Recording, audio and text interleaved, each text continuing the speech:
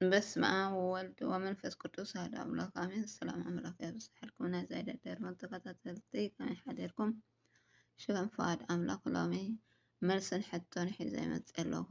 ሸር ሰብስክራይብ ግበሩለይ ክብረት ኣሕዋተይ ተባብዕኒ። ናብ ሕቶይ ከኣቱ ቁፅሪ 1 ምስጢር ብዛዕባ ምስጢር ስላሴ ሕቶ ቁፅሪ 1 መን ፈጠረካ? መልሲ ስላሴ። ቁጥሪ 2 ንመን ከ ተኣምን? መልሲ ንስላሴ ንኣምን። ቁጥሪ 3 ስላሴ ክንደይ እዮም? 3 ይኮኑ 1 ይኮኑ? ቁጥሪ 4 ብምንታይ 3 ይኮኑ?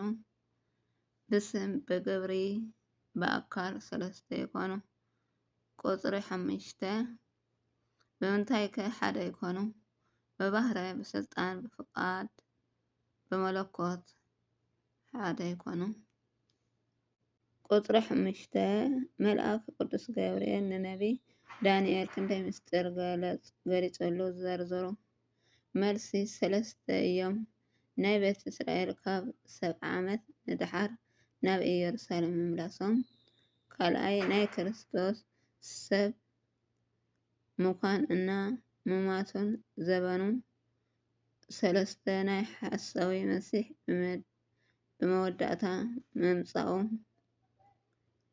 ቁጥሪ 6 ትሕትና ማለት እንታይ ማለት እዩ?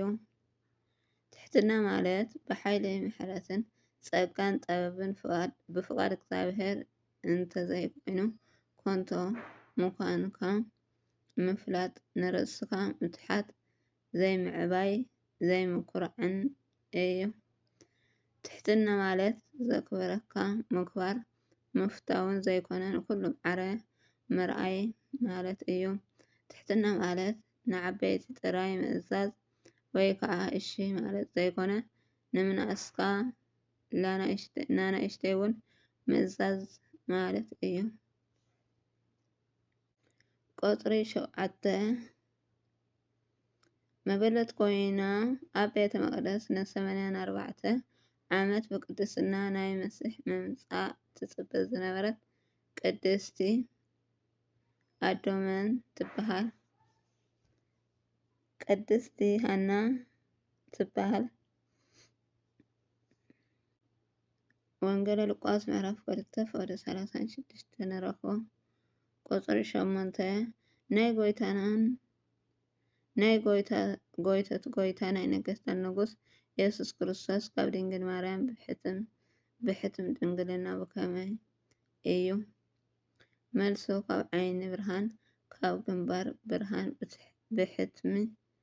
ብሕትሚ ከም ዝርከብ ጎይታ ዓለም ኢየሱስ ክርስቶስ ካብ ድንግል ማርያም ብሕትሚ ድንግልና ከይተፈትሐ ብሕትም ድንግልና ካብ እግዝእትነ ማርያም ተወለደ። ካብቲ ኣቦና ኣዳም ካብ ሕትም ምድሪ ካብ ዝተፈጠረ ኣደና ሔዋን እውን ካብ ሕትም መሰንገል ዓጽሚ ግድም ካብቲ ፍጹም ተከፊቱ ዘይፈልጥ ካብ ዝተረከበት በጃ ይስሐቅ ዝኾነ በጊዕ ካብ ሓረግ ተኣሲሩ ከም ዝጸንሐ ዝተረከበ ኢየሱስ ክርስቶስ ካብ ድንግል ማርያም ብሕትም ድንግልና ተወለደ። ቁጥሪ 8 እግዚአብሔር ብምንታይ ይጽውዐና? መልሱ ብቃሉ ብንስሓ ብመከራ ፈተና እግዚአብሔር ናብ ቤቱ ንክንምለስ ብዝተፈላለየ ይጽውዐና የምህረናን። ቁጥሪ 9 ናይ እግዚአብሔር ጸዋዒት ንምስማዕ እንታይ ክህልወና ኣለዎ?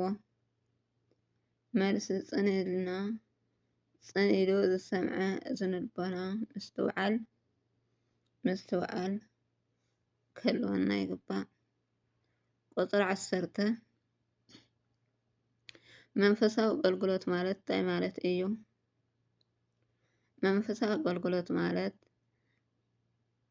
ኣገልግሎት ማለት ብእግዚአብሔር ፀውዒት መሰረት ዝጅመር መንፈሳዊ ተልእኮ እዩ። ኩሉ ክርስቲያን ብኣርብዓ መዓልቲ እና ብሰማንያ መዓልቲ ካብ ማህፀነ ዮርዳኖስ ካብ ስላሴ ኣብራክ ወዲ እግዚአብሔር ተባሂሉ ኣቦ ኣብ ዝበለሉ መንፈስ ምስ ተዋሃበ ኩሉ ሰብ ኣብ ክርስትና ውሽጢ ብዘይ ስራሕ ወይ ብዘይ ተልእኮ ዝተቀመጠ ክርስትና እዩ። ኩሉ ሰብ ስለ ኢየሱስ ክርስቶስ ምምስካር ግዴታ ኣለዎ። ሰባት ብመንፈስ ሂወት ብዳግም ናብ ክርስቶስ ንምቅራብ ጽቡቅ ዝኾነ ኩነታት ምፍጣር ብጠቅላላ ነብሳት ናብ ክርስቶስ ኢየሱስ ጽላል እግሪ ወይ ናብ ምሕረት ኢዱ ንክዓርፍ መጋበዚ ትምህርቲ ንክንሰምዕ መደገፊ ምሕጋዝ ስለ እግዚአብሔር ፍቅሪ ንክንዝምር ንክነመስግን ፍቅሪ እግዚአብሔር ንክቀምስ ምሕጋዝ ንክስተውዕል ናይ ሓጢኣት ኣካፋ ክፉእ ምኳን ምርዳእ ምስጢር ቤተ ክርስቲያን ዘምህሩ ጽቡቅ ኩነታት ምፍጣር ዝጠፍአ ኣሕዋትና ኣልሽካ ናብ ቤት ምምልላስ ኣገልግሎት ማለት ዝስምዐን ዝረአይን ናይ እግዚአብሔር ቸርነት ንምስካር መንፈሳዊ ወቅቲ ንዘይፈልጦ ምፍላጥ ማለት እዩ። ቁጥሪ 10 ፃውዒት እግዚአብሔር ማለት እንታይ ማለት እዩ? ፃውዒት እግዚአብሔር ማለት ሕርያት መምራጥ ማለት እዩ። ቁጥሪ 11 ጽዮን ማለት እንታይ ማለት እዩ? ጽዮን ማለት ፀወን ካብ ዝብል ናይ ግዕዝ ቃል ዝወፀ ኮይኑ ትርጉሙ ድማ ጽዮን ናይ ዳዊት ከተማ ማለት እዩ። ጽዮን ኣዶ ጎይታ ማርያም ድንግል ማለት እዩ። ጽዮን እምባ መከወል ማለት እዩ። ጽዮን እትርከበሉ ዘላቶ ቦታ ማለት እዩ። ቁጥሪ 12 ኣብ ናይ መጀመርያ ደርሰት ጎስዕ ልበይ ቃል ሰናይ ኢሉ ናደና ቅድስት ድንግል ማርያም ዘደረሰ ቅዱስ ኣቦ መን ይበሃሉ? መልሱ ቅዱስ ኣቦና ሄርያቆስ ይበሃሉ። ቁጥሪ 13 ክትመውፅእካ ምስ ተባሃለ ጸሎት ገይሩ 15 ዓመት ተወሰኸ ቅዱስ ኣቦ መን ይበሃሉ? መልሱ ንጉስ ሕዝቅየስ ትንቢተ ኢሳያስ ምዕራፍ 38 ፎሊ 5 ንረክቦ። ቁጥሪ 14 ሰለስተ ባህርያት ማለት እንታይ ማለት እዩ? ሰለስተ ባህርያት ማለት ቁጥሪ 1 ልባውነት ፍልጠት፣ ቁጥሪ 2 ነባብነት ቃል፣ ቁጥሪ 3 ህያውነት ህይወት ማለት እዩ። ህይወት ብሓፈሻ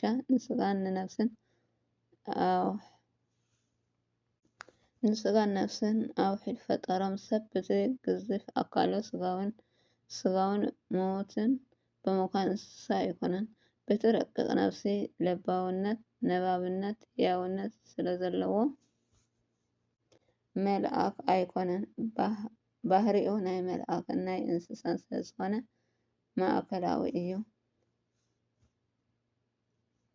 ቁጥሪ 15 ናይ ኣዴና ቅድስት ድንግል ማርያም ኣብ ተኣምራት ተጻሒፉ ከም ዘሎ 33 በዓላት ከም ዘለዋ ተቀዳመይቲ በዓል እንታይ ትበሃል? ተቀዳመይቲ በዓል መልሲ ጥንሰት ትበሃል። ነሓሲ 7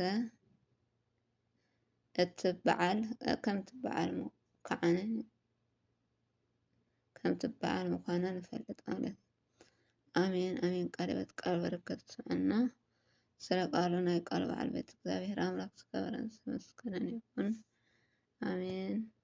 ዝነጠን ዝጎደለን ብኣፍቲ ባን መላእክቲ ኣረመላይ አሜን። ኣብ ቀጻሊ ካልእ ክሻዕ ዝመጽእ ሰላም ቀንያት ክብራት ኣሕዋተይ ዘግደልክዎ ከዓነ ኣርምናኩም ወስብሐት ለእግዚአብሔር ወለወላዲቱ